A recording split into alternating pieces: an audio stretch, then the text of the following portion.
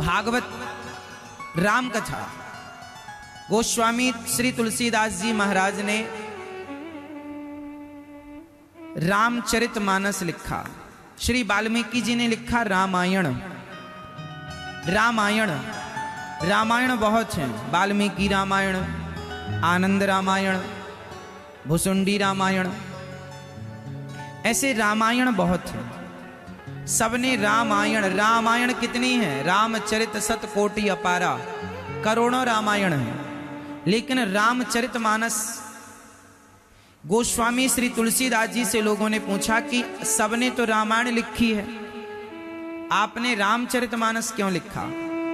तो रामायण का मतलब क्या है? रामायण, राम का अयन, रामायण जो राम का मंदिर हो, राम का घर हो, उसे जहां राम विराजते हो, जिसमें राम बसते हो, उसे रामायण कहते हैं। राम मंदिर में विराजते हैं तो रामायण मंदिर है। जिस रामायण रूपी मंदिर में राम विराजे हैं, रहते हैं, तो रामायण का अर्थ होता है राम का स्थान, निवास स्थान। तो सबने कहा तुलसीदास जी से कि आप रामायण ही लिखो, आप रामचरितमानस क्यों लिख रहे हैं? सबने तो रामायण लिखी है श्री वाल्मीकि जी ने, आप क्यों?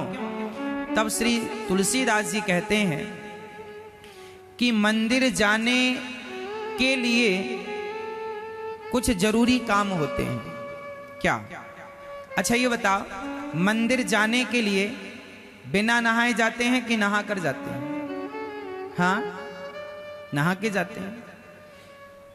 इसलिए रामचरितमानस लिखा गोस्वामी जी। मानस मतलब सरोवर, मान सरोवर है ना, तो मानस का अर्थ होता है सरोवर। अरे रामायण तो राम का घर है, लेकिन उस राम के घर तक पहुंचने के लिए पहले रामचरितमानस के सरोवर में डुबकी लगाकर शुद्ध होकर फिर रामायण में प्रवेश किया जाए।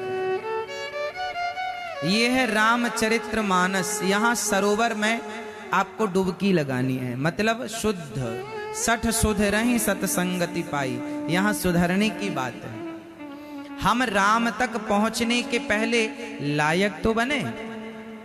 तो राम तक पहुंचने के लायक हमें कौन बनाता है? रामचरितमानस। वो हमारा श्रृंगार करती है। जैसे दुल्हन शादी के लिए जब स्टेज पर जाती है, मंच पर जाती है, तो वो श्रृंगार करके तैयार होकर जाती है, कोई ऐसी थोड़ी चली जाएगी। जैसे शादी के लिए दुल्हा तैयार होता है, विवाह में लड़की लड़का दोनों तैयार होकर फिर विवाह में वो जयमाला में प्रवेश करते हैं, श्रृंगार करके, सुंदर होकर, सज धज के।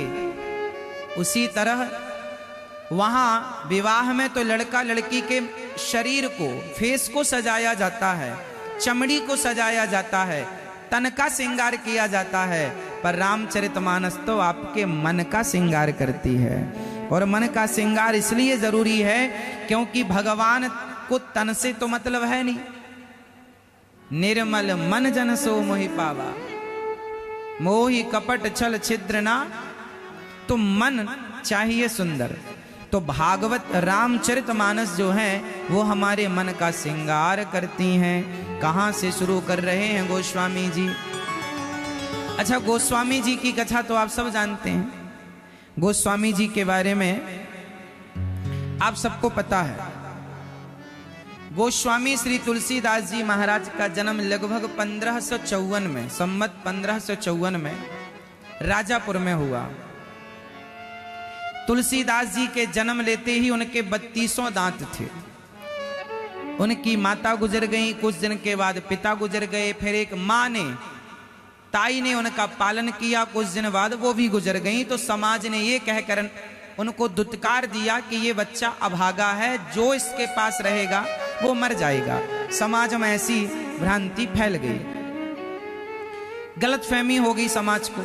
तुलसीदास जी को भिक्षा लेने कहीं जाएं तो लोग द्वार से ठुकरा देते हैं, भरपेट उन्हें रोटी नहीं मिलती। गोस्वामी तुलसीदास जी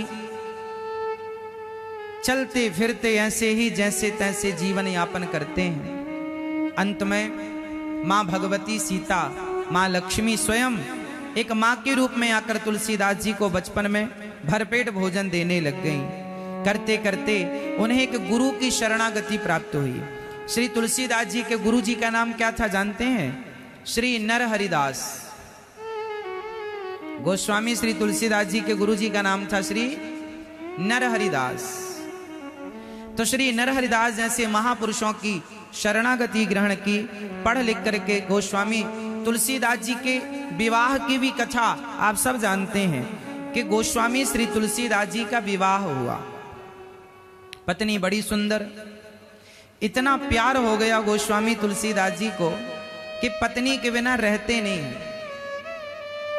एक दिन पत्नी की माँ बीमार पड़ गई तो भाई लेने आया कि बहना तेरी माँ आखिरी सांसें ले रही हैं, चल। उस समय श्री तुलसीदास जी घर पर नहीं थे, किसी कार्य के लिए गए थे। अब पत्नी फोन तो कर नहीं सकती, मोबाइल का जमाना नहीं था कि हम जा रहे हैं थोड़ा आप देख लेना। अब पड़ोसन को कहकर श्री तुलसीदास जी की धर्म पत्नी चल पड़ी। और जब चली तो पड़ोसन से कहकर कि मैं कल आ जाऊंगी, पति आए तो कह देना कि मैं कल वापस आऊंगी, माँ की तबीयत बिगड़ गई है तो जाना जरूरी है। भाई नहीं मान रहे हैं, लेकर ही जाएंगे। भाई के संग चली। तुलसीदास जी आए, पड़ोसन ने कहा कि आपकी पत्नी को तो भाई आए थे उनके लेवाने, आपके साले लेकर गए, आपकी सास की तबीयत बहुत ज्यादा खराब है। तुलसीदास जी कैसे रहते उस पत्नी के बिना। रात्रि को चैन ना पड़ी, रहा ना गया। पत्नी के साथ रहने की आदत जो हो गई है, अब पत्नी चली गई तो रहें कैसे। आधी रात के ही गोस्वामी जी चल पड़े। बारिश का मौसम था, नदी में बाढ़ थी, नाव थी नहीं, तो मुर्दे को नाव समझकर पार कर लिया। पत्नी के कमरे में सांप चढ़ रहा था तो सांप को रस्सी समझकर चले गए। पत्नी से कहा मैं आ गया। पत्नी ने कहा स्वामी आप यहाँ आ गए, क्या आप रात रुक नहीं सकते थे? तुलसीदास जी बोले कैसे रुकते, तुमसे मैं बहुत प्यार करता हूँ, तुम्हारे बिना रह नहीं सकता, तुम्हें देखे बिना मुझे चैन नहीं पड़ता, तुम्हें छुए बिना मैं रह नहीं सकता। गोस्वामी तुलसीदास जी जब ये बातें कह रहे थे तो पत्नी ने कह दिया स्वामी जी इस हाड़ मांस के शरीर से जितना प्यार करते हैं, इतना प्यार यदि रघुनाथ से किया होता तो आपकी नैया पार हो जाती स्वामी जी। बस ये कहना था कि गोस्वामी श्री तुलसीदास जी की आंखें उनकी धर्म पत्नी ने खोल दी और उल्टे पांव गोस्वामी जी चल पड़े। ठीक कहा मेरी पत्नी ने कि हाड़ मांस के शरीर से जितना प्यार है, इतना यदि भगवान से होता तो कितना अच्छा होता।